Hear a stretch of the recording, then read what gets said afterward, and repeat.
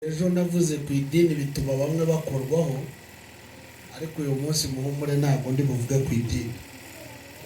Imana ishimwe cyane. Ariko idini muyange irakora ibintu bibi cyane, ikwegereza Imana kandi nanone ntigushyira kure y'Imana, none ikugumisha nkaho hagati. Iyo abantu bakureba baba bari utari kure y'Imana, ariko Imana yakureba ikareba uri kure cyane, kandi nawe waba wiyumva ukumva Imana iri hafi yawe, ariko wayishaka ntuyibone. Kandi Bibiliya iravuga ngo ushaka arabona. Kimenyesha itayibonye ntabwo uba wanashaka no gushaka no kugishaka. Imana ihimbaza. Amen. Rero idini ni kimwe ni inshuti ya kamere. Buriya kamere n'idini ni ibintu bimwe. Usibye ko kamere iba mu bantu, idini nayo iri mu ruhande rwegamira Imana. Iyo umuntu ari umunyedini avuga ko ari umuntu w'Imana, kandi umunyakamere aba avuga ko ari umuntu w'umuryango. None iyo bahuriye mu nzira bararamukanya nk'abantu baturanye. Imana ihimbaza. Amen. Ariko ikintu dukeneye, igikuta cya kamere n'igikuta cy'idini byose birareshya. Ariko ikintu nasabaga turi muri iki giterane, tuzamuke byose tubihagarare hejuru. Haleluya. Muntu waje hakwiga nendaga ngo hagire ibintu hindura nk'iby'imbaraga ku buzima bwawe. Imana ishimwe cyane. Hari abantu bajya mu biterane ugasanga arakora ibintu bisa, nayo iyo ni idini. Agasoma icyanditswe cyangwa Imana ikavugana nayo ibintu bisa, ugasanga amaze umwaka wose avuga ku isente gusa. Iyo nayo ni idini. Kuko buri munsi Imana iyo ugeze mu kirere ntabwo ibirere byose bisa. Hariho ikirere usanga cyarafashwe n'abarozi, hariho ikirere usanga atari abarozi ahubwo abantu barabaye abanyedini. Idini nayo ni imbaraga imwe ifata ikirere. Ariko ndashimira Imana kuko ikirere cyari gifashwe n'idini twagikubise cyavuyeho. Haleluya. Amen. Idini nta muntu idatinya, nayo ni nka kamere. Buriya kamere urwego urimo rwose igomba kuba inshuti yawe, kandi n'idini urwego urimo rwose igomba kuba inshuti yawe. Imana ihimbaza. Amen. Ikizakwereka idini ikunda kuba ku bantu batangiye ikanisa, ikunda kuba ku bantu batinze mu murimo, ikunda kuba mu bantu bamenyereye mu murimo. Idini ikunda kuhaboneka ahantu nk'aho. Ukabona umuntu aravuga ati iyi kanisa ureba nige wayubatse, kandi uyu mushumba nige wamuzanye kuri iri torero. Utazareba ubwo buhamya ukajya ngo ni ikindi arahamiriza Imana, arahamiriza idini. Uwo ni umwuka w'idini. Imana ihimbaza. Imumbabarira ahantu mvuye bukoba nakoze igiterane, hari ukuntu bashyizeho limiti ku bintu by'Imana, birandakaza n'abandi idini nenda kujya gisenge mu rwego rukomeye. Guhagarara ukavuga ngo akazi ni gukora ku manywa, twageze saa 9 tukabwiriza amasaha 2 tugahendera, icyo ni igiterane. Bakaramirizamo, bagahimbarizamo, bagaturiramo, bagatangiramo ubuhamya, bakakiramo uko z'Imana waje ava kure mu gihugu cya Uganda, akabwiriza agahendera. Ako kanya ujya guhindukira ugashaka abantu aho baciye. Idini itera speed abantu kuva mu rusengero.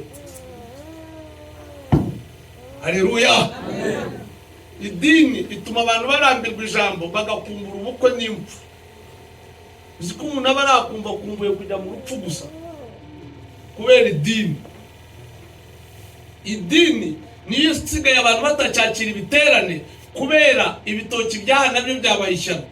Kuko umuntu wavuye mu rugo wese akeneye kurya, nutamugaburira baragenda batongana mpaka kubera idini. Idini mureba na kamere ni inshuti, umwe n'uwase wabo wundi. kuko bose bakorera muri tumwine. Kera kamere narayikoresha, none ubwo narokotse ntimuzanyita uwa kamere, ahubwo ubu noneho nahindutse umunyedini. Ubu rero we n'uwa data wacu bose barakorera mu muntu umwe witwa tumwine, ariko ni bamwe. Haleluya. Nta murokore ugira kamere, ahubwo aba umunyedini. Tina shona nyoko ubone kwanga rero byinshi. Ubwo ngubwo abashaka ngo nubwo uri umushumba umworohere kuko ari umunyedini. Ubu mwaba bakecuru banje baririmbaga, wasanga pastor atamahagurutsa mu rusengero kuko ari umunyedini. Idini na kamere ni inshuti. None ikintu nabasabaga mwabashumba, mwabantu bari ahangaha, niba mushaka gusenya igikuta cy'idini, ni mujye mu mwuka, umwuka ubasenyera icyo gikuta. Ikindi neno kubabwira, kamere hari ibintu bimwe ikubuza kugeraho, kandi n'idini hari ibintu bimwe ikubuza kugeraho. Hari amasezerano y'Imana yatuvuzeho tutazageraho kubera idini, kandi hari ibyo tutazageraho twebwe abakamere kubera kuko kamere nayo ni igikuta, ntabwo gikeneye kugira ngo ugere ku masezerano y'icyo wavuzweho. Haleluya. Haleluya. Usanga umuntu kubera kamere y'umujinya avuga ati jewe iyo ngeze mu bantu benshi barumva nta mahoro ufite. Ikimenyesha nta nshuti nyinshi azagira, kandi mu bantu harimo imbaraga zigusunika kugeza ku gisubizo. Buri dini yanga abantu, kandi na kamere yanga abantu, kandi nibyo bikoreye mu bantu cyane, kandi bikongera bikabanga. Haleluya. Amen. Dirahudi. Haleluya.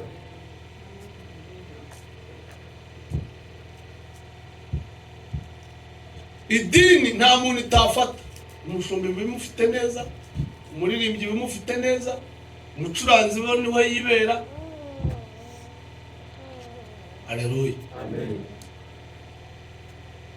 Kandi ni ikintu cyiza mu buryo utazi.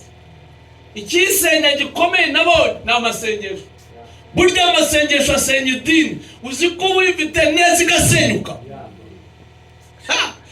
Ariko idini uzi umunyedini mwiza baratura we ntarebe impuza yahende, iteraniro ryahende, agatangira kwicara ukariya mu iteraniro bashyizeho.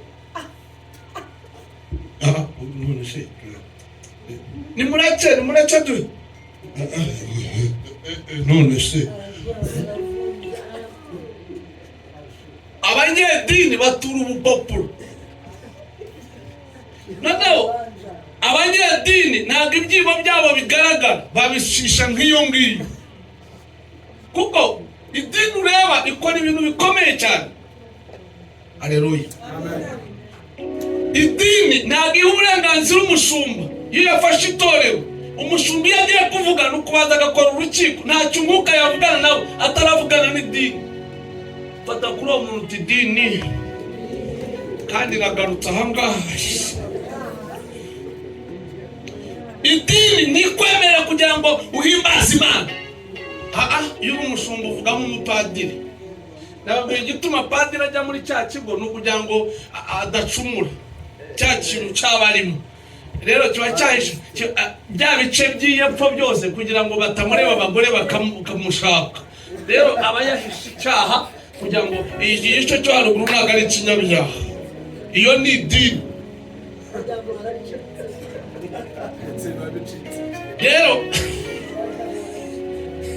kandi umuntu utarakora imihango y'idini neza ntabwo aramutsa padiri. Urumva iyo ni idini. Idini ukoboka ku gahanga uri umusilamu, ariko nta guhinduka kuri mu mutima. Ibimenyetso by'idini bikorana n'umubiri, ariko ntabwo bikorana n'umwuka. Mfatira kuri uwo muntu mubaza uti idini yari yagusura.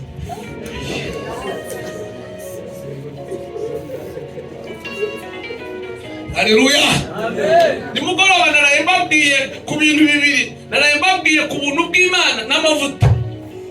Abantu benshi barajya ku musozi Kampala bajya gushaka amavuta, ariko mwarayobye. Umuntu uzi ngo yagiye gushaka amavuta warayobye. Ikintu gikomeye gikenewe gifite imbaraga no gushaka ubuntu bw'Imana. ni mumere Yesu amashyi menshi. Ubuntu bw'Imana iyo bukurimo n'amavuta ntiyabura.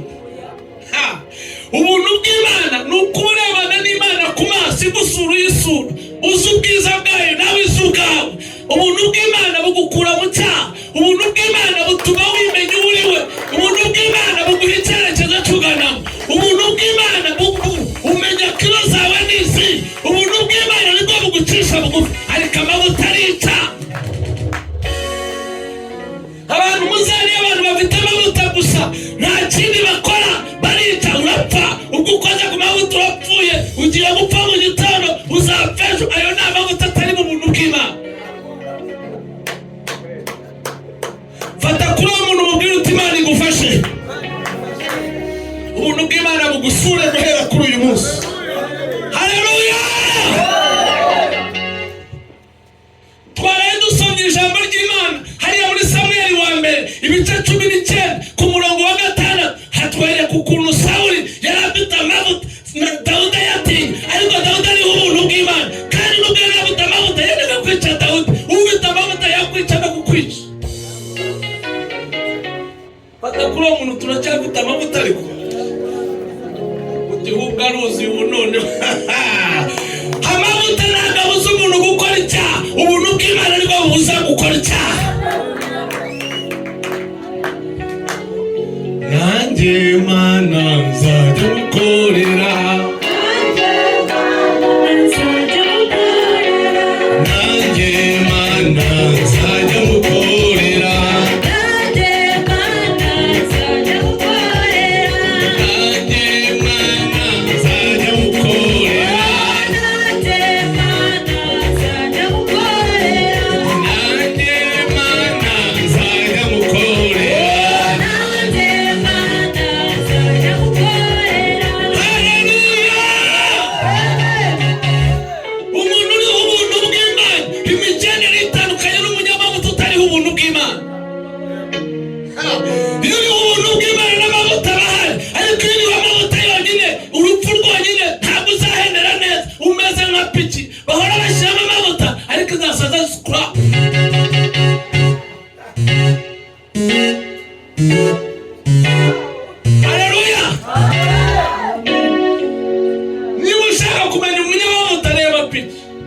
hari umunsi utajyamo amavuta ariko izahenderera he.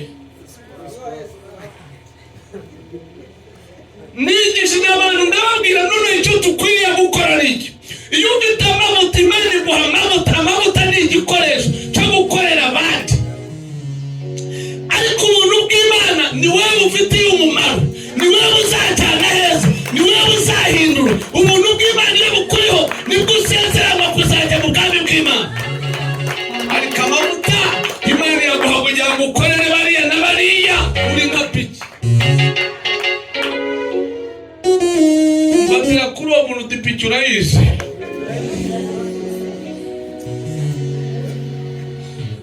Nugenda n'amaguru nubwo utarayigenda hari kureza. Impamvu ukuntu ifite akanyenga niko umuntu w'umunyamavuta abahesha umunyenga abasengera. Ariko ubuntu bw'Imana nangwa. Ubuntu bw'Imana ni ukubura aho ngaho urupfu rukaza, ariko Imana ikahitana.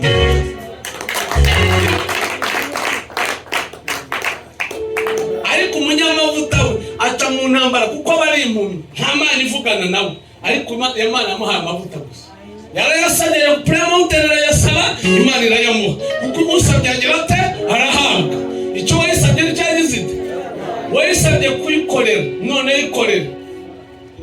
Uri impumyi. Mana yacu si irareba we, Mana yacu si impumyi irareba.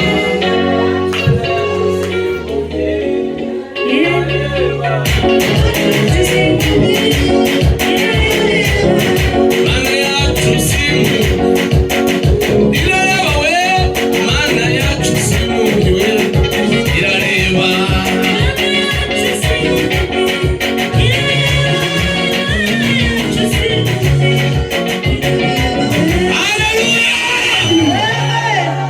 Umuntu uri aha ngaha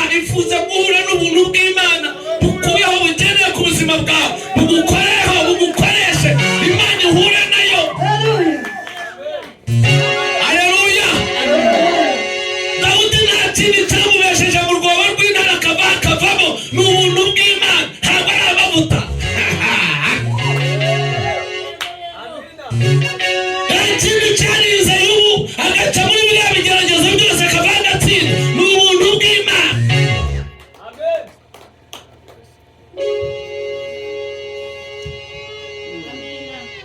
Ariko Sawuli yari afite amavuta. Barabyemera ko yari afite? Reka turebe umuntu ubyemera ko Sawuli yari afite amavuta.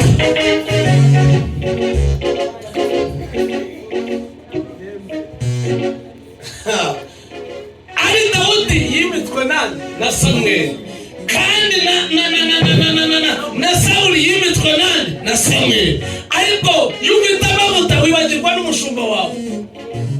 Ariko iyo ufite ubuntu bw'Imana, Imana ikugarura inyuma ukibuka ibintu neza, ukamenya aho byatangiriye n'aho bica. Ubuntu bw'Imana buzana inyoroshyo mu mukristo. Ubuntu bw'Imana bwirukana idini mu buzima bw'umuntu. Ubuntu bw'Imana bugutandukanyiriza iy'ujya n'iy'ugo. Ubuntu bw'Imana bugutandukanyiriza ibihingwa n'iby'ujyamo. Ubuntu bw'Imana bukubwira ahantu uhagaze hariho. Haleluya, haleluya. Ubuntu bw'Imana iyo bukuriho, inzira unyuramo ntabwo ugenda ukora izindi nk'umunyedini. Abanyedini bo yambara igitete y'imyaka 2 yumva ngo nicyo cyubahiro, ariko twebwe ntabwo twizera muri icyo cyubahiro, turizera mu buntu bw'Imana.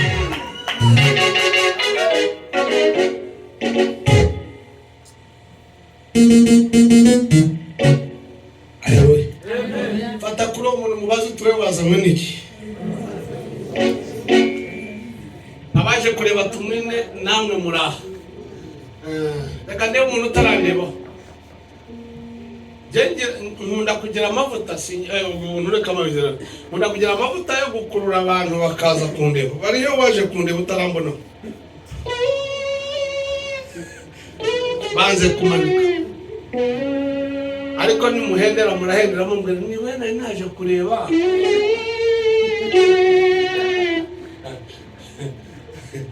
Tebashiti bagenge gataro mu bari hafi kuza. Ariko reka mbabwire mw'abantu, fatana n'ubuntu bw'Imana. Nabwo buragushitsa ku cyo ushaka.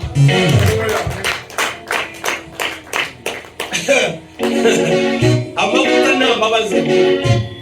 Amavuta arica cyangwa agakiza. Rero iby'imbabazi ntabwo birimo. Imbabazi biba mu buntu. Numugize ko hari umuntu udafite ubuntu. Mwari mubizi. Wambura utikigi cyatsareba n'ingeso cyangwa n'inyo.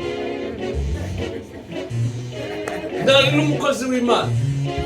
Atsurandira tugenda urire Yesu n'inyo kose cyangwa n'inyo. Ugufa we yagututse usibye ko igihe utabututse nawe utasobanukirwa kugisobanura.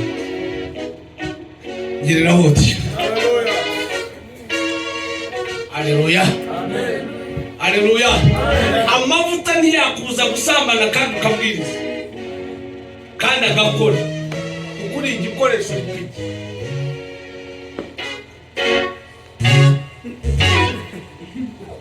Ukagenda gasturima amavuta.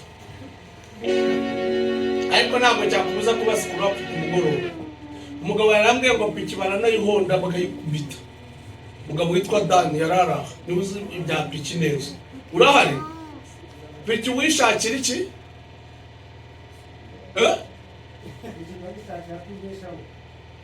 Abagore se cyo badushaka umuntu ufite amavuta tuba tugushaka tubesheho. Niba ufite n'amavuta hansengera indwara irakira. Ariko wowe ukize iki? Ubunishije njyewe wowe uri igikoresho cyase. None Imana yarambwiye ngo abantu ntabwo bagenda bajya gushaka ubuntu bwayo, ahubwo barajya gushaka iki? Amavuta. Kandi amavuta ntabwo yavuye kuri Sawuli nubwo yaguye. Yamugumyeho Dawudi akayatinya ngo kuko ariho ubuntu bw'Imana. Ngakamureba akareba ariho amavuta akabatereka ntabwo nakwica umuntu wasize. Uriho amavuta. Ubwo ikigabo kirenda guhendera kigize kiricana kirenda kumara abantu.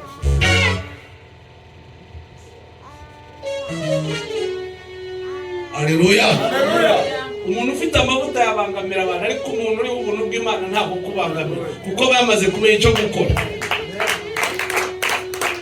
Girira hoti. Haleluya. Nibongere dusomera wa mukobwa Samuel igice cya mbere ku murongo Samuel wa mbere ibice 19 ku murongo wa 6 dusoma neza.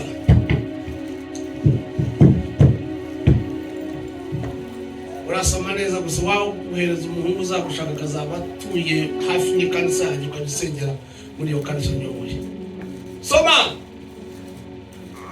Samuel wa mbere 19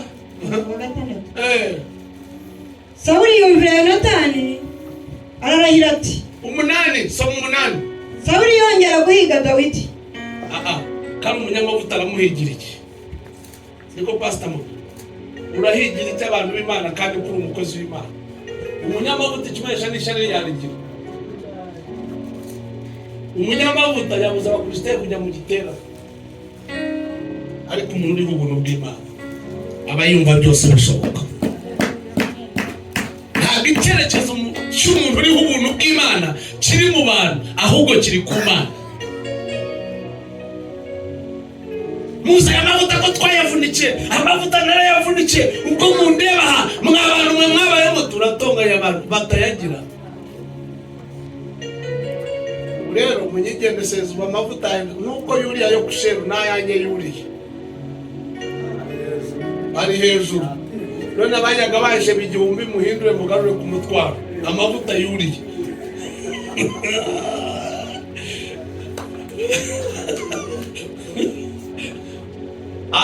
Ayina haragura ati amavuta Kanani ugayaje n'umutwaro usho 2,000 yuriye cyane. Mana yacu simumye irareba baba n'ibyo baje kumutaririmba mwabaye muti nabo muze mwicare hano ubwo mubwiriza mwicare hano mbareba hafi bari abakobwa be hano mbere mwicare hano imbere. Kwa yarida wanyaraje. Mana yacu simumye irareba, Imana yacu simumye irareba we, Imana yacu simumye irareba, Imana yacu simumye Imana yacu simumye irareba, irakureba we, Imana yacu simumye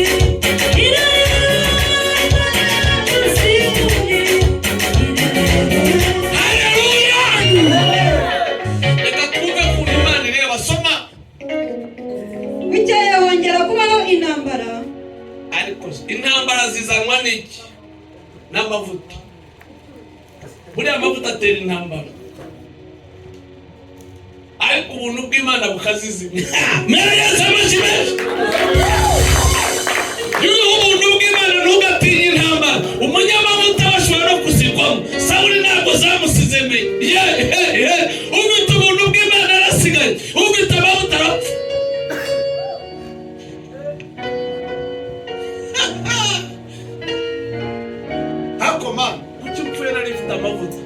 Nta buntu bw'Imana ufite. Soma.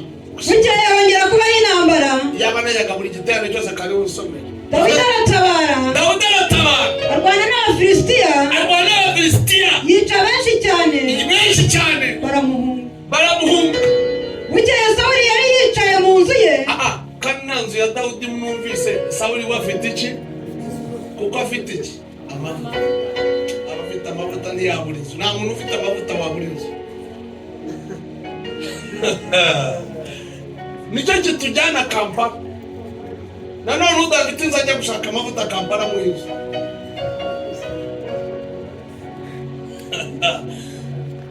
Sawuli yari yicaye hehe?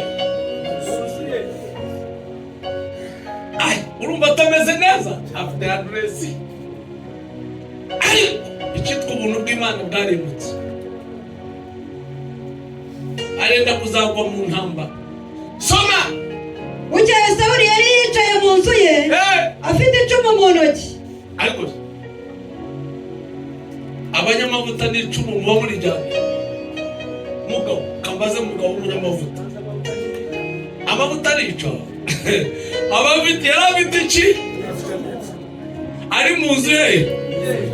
isaha yose abayiteruye ngo arapfa.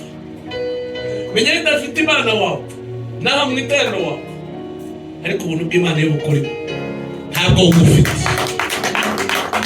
Imana ikubwira igitondo cyawe, ikakubwira n'umugoroba, ikakubwira n'ejo bundi, ikakubwira n'ikizakuba ejo bundi.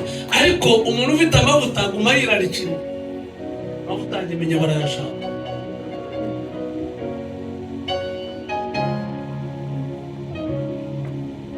Umunyankore umwe yarambwiye ati mamusi ubwo mu mashita ganjye tunenga umugagi.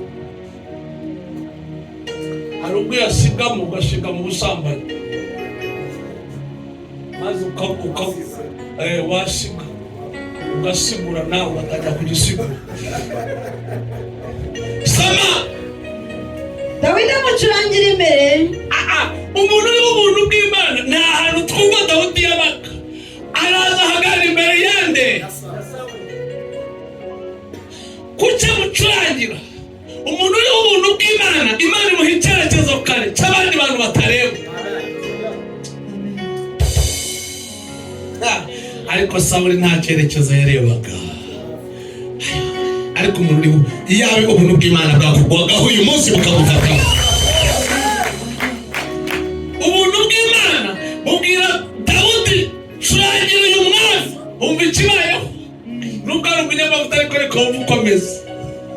Maze umwuka mubi uvuye ku Uwiteka ahanga kuri Sawuli. Sawuli agerageza gutera Dawidi icumu wari mushiti.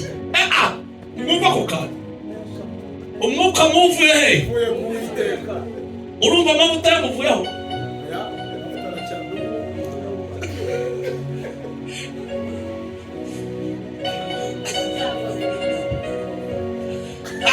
Soma. Maze umwuka mubi uvuye ku Uwiteka icyo nicyo kimaramana ahanga kuri Sawuli. Sawuli agerageza gutera Dawidi icumu wari mushite ku nzu. Dawidi ararizibukira amuva imbere riha mu rusika. Riha miki ni mu mbere ya samashi menshi. Iyo ubuntu bw'Imana bukuriho wa murakore guteraniye hano, ntabwo icumu ry'umuntu agutera gushikaho, ahubwo yaragerega baturusika. Uwiteka umuntu uri ubuntu bw'Imana, Uwiteka ari hafi nawe, ahinduka buri kintu cyose gishobora kugukingira ririya cumu riri gushikaho. Uwo munsi imbere ya Dawudi Uwiteka ahindutse urukuta, aravuga ngo riraza ngo rishita ku rukuta. Ariko Mana ndashimira Imana yasize urukuta iruhande rwa Dawudi kugira ngo adapfa. Haleluya. Nawe uteraniye hano, shaka ubuntu bw'Imana bujya bugukingira abanzi bawe nibatera amacumu batagufata. Kuyatera bazayatera, ariko ntabwo azahura nawe. Uwiteka azashyiraho urukuta rufata ayo macumu. Ndareba igisiga Uwiteka azengurukisha umuntu uriho ubuntu bwe. Kandi utera icumu ni umunyamavuta. Ariko umwuka muva hehe? Urumva uva kuri sitani? Urava hehe? Ushobora kugira amavuta ariko ufite umwuka muva ku Mana.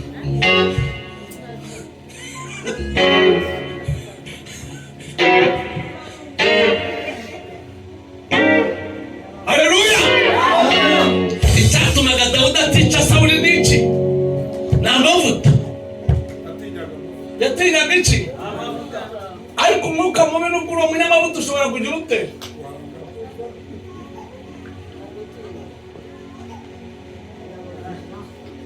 Aba yabavumye yabamaze. Umunyamavuta atariho ubuntu bw'Imana aba bavuma buri saa. Kuki wowe haguruka pfukama zamuka. Ako mukobwa arasoma neza. Nuko Dawidi aracika. Nuko Dawidi agira ati Aracika. Sha ibintu ucitse nawe urabizi. Iyo uriho ubuntu bw'Imana hari ibintu ucika. Ariko abarokore ducitse ibintu byinshi. Uza abantu kujya mu gakiko. Erega nayo si wana afite amavuta. N'abari abayobozi ba leta bafite iki? Bafite amavuta. Ariko icyo badafite ni iki? Umuntu uzareba ayoboye na president wacu arayafite. Nubwo yaba ari aha mu iterano narimo ufite amavuta. Ariko ubuntu bw'Imana bwakunyuze ku ruhande. niyo mpamvu leta itabuka igakinga amakanisa. Umunyamavuta nta kintu atakora, ariko uriho ubuntu bw'Imana. Imana imubwira icyo gukora. Yego nuko Dawidi aracika arigendera muri iryo joro. Ikimukikishije ni iki? Ubuntu bw'Imana. Tera gucurangira umuntu yahita agashaka icumu ryo kukwica. Uwiteka ahinduka igikuta aba ariko rifata. Soma. Sawuli aherako atuma intumwa kwa Dawidi ako kantu ngo bamurinde bazamwice mu gitondo. Ariko umunyamavuta uzi ko kugirira ishara akaguhinga akagushyiraho n'intumwa akavamo. Uwo muntu rega ni umuntu ukomeye, ariko gukomera butari mu buntu bw'Imana ntacyo azagutwara. Soma. Sawuli aherako atuma intumwa kwa Dawidi ngo bamurinde bazamwice mu gitondo. Urenda gupfa ryari? Mushitanje kwa vara yaje hariwe. Uzi ko bakuzanye noneho uyu munsi urimo neza. Haleluya. Amen. Aha, Imana igumugisha mukanya ndaje. Aha. Maze Mikali muka Dawidi. Mikali nde? Mikali nde? Muka Dawidi ni mukobwa wande? Wande? Wa Sauli. Aha. Mugenda kwica umukwe wemenye. Murabimenye nawe. Yenda gakwica. Amavuta yatuma n'umukwe bakwica umukwe. Nasoba ko yakugiririsha. Aha. Imuhereze Yesu amashi menshi. Wibarima. Soma. Maze Mikali muka Dawidi aramuburira. Aramubwira ati iri joro nutiyerura byo kwara mukabivamo. Data araguhiga. Yego. Aramubwira ati iri joro nutiyerura ejo uzapfa. Uziko n'umukobwa yari yabimenye. Yego. Nuko Mikali amanurira Dawidi mu idirisha agenda yiruka arahunga. Umuntu bw'Imana bashaka kumucisha mu idirishya ukajya ngo ntabwo muriho, ariko nubwo uciye mu idirishya nicyo gihurimo ugomba guca hehe mu idirishya. Gereraho uti bamucisha hehe? Hari igihe uca mu idirishya udaca mu muryango. Tekereza nyir'urugo aca hehe? Acishwamo nande? Dore umugore wagucisha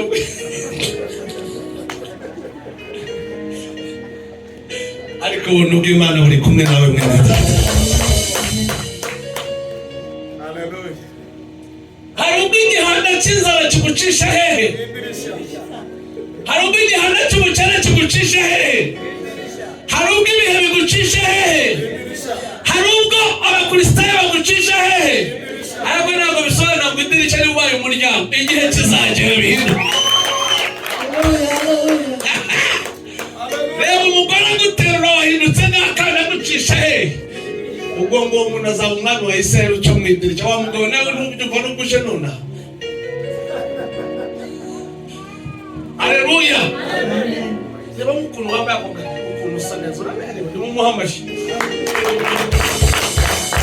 Uyu munsi twenda guhindura tukaducira muri iri dirishya, maze tukareba iyo uragenda wambaye ngo tubaransuzugura uti ntabwo nzongera amavuta yanjye niba yamenye. Ubu ngubu aba bantu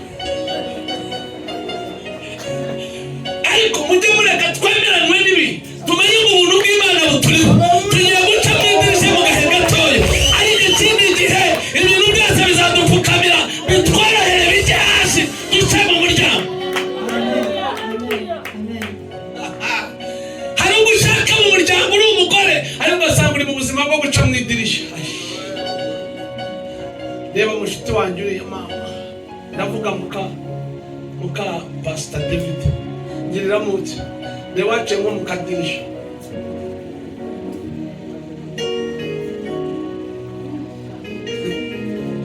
Reba ukuntu ushaka, ukuntu wambaye neza, ukuntu uberewe, ariko ugasanga uraca mu idirishya kubera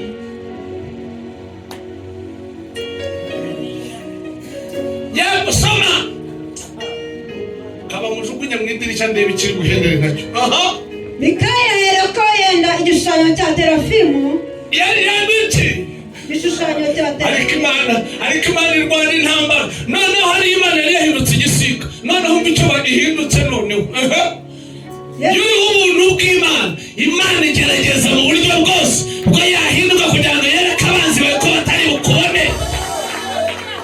Aho abanzi baba bagushaka uriho ubuntu bw'Imana siho bagusanga, ahubwo bahasanga ikindi gishushanyo kubera ubuntu bw'Imana. Niba unaniye umunyamavuta ninde muntu uzagushobora? Icyo ni ikimenyetso gisobanura ngo abadafite amavuta bane bazakubona. Yego yenda igishushanyo cya terafimu yabo akirambika ku buriri. Yenda uruhu rw'ubwoya bw'ihene arushyira ku musego. Reba nka mugabo uko angana bashyize mu mwanya we igishushanyo terafimu n'ubwoya bw'ihene. Ubwoya bw'ihene ubwo wari umusatsi menye, wari umutwe. Bakirambika hehe ku buriri ngo Sawuli neza agwa hejuru y'igishushanyo.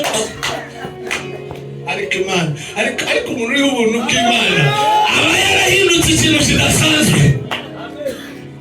Nubwo yaciye mu idirishya ariko ibintu agiye gukora biraza, injiji ziraza kuyoba cyane. Niba uriho ubuntu bw'Imana nta muntu uzagushobora. Soma Sawuli atuma ukuntu no gufata Dawidi. Reba benda gufata igishushanyo ariko kiriho umutwe w'ihene n'intuzi.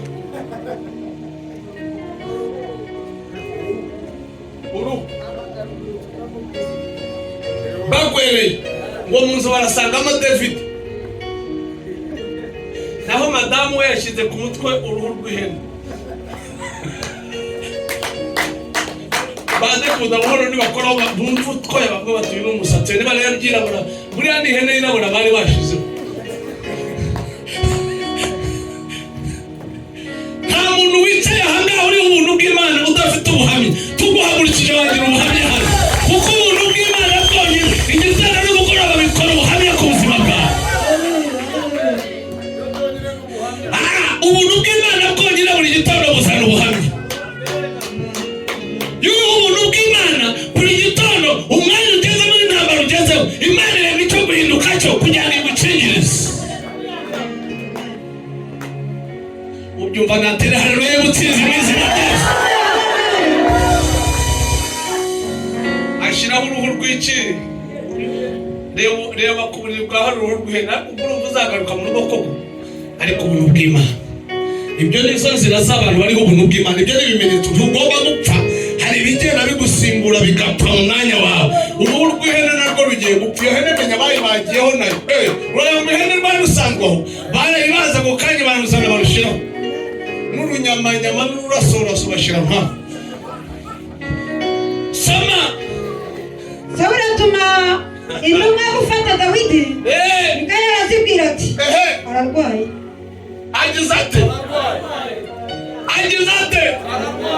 Baza uwo muntu uti se Dawidi agize ate? Ariko igihe kirageze we kugira ngo Imana ya Dawidi igaragare. Umuntu uriho ubuntu bw'Imana imbere y'abapagani asa n'urwaye. Soma hanyuma Sawuli yongera gutuma intumwa kureba Dawidi. Arazibwira ati mumuterure ku buriri mumuzanire mwice. Ubwo yatumye abantu bangana nanjye, yatumye nka mugabo. Ibigabo mani byari bifite bije kumuterura hehe? Hariho iki ku buriri?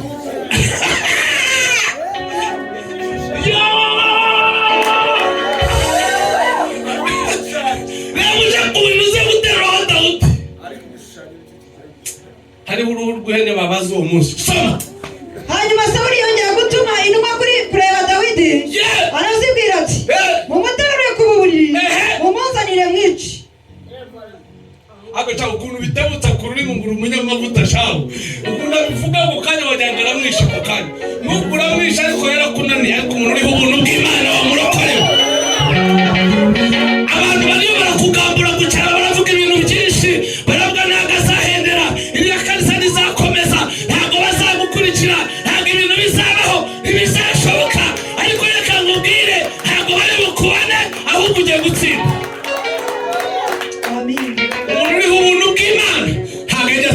aratsinda.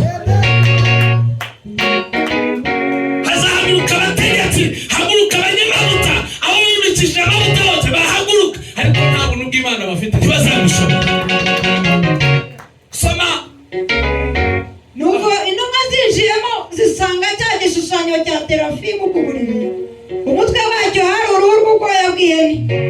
Sawuli abyumvise atonganya Mikali ati, ni iki cyatumye umbeshya utyo ukarekura umwanzi wanjye, none akaba ancitse? Ukarekura iki? Mikali ni mukobwa wande.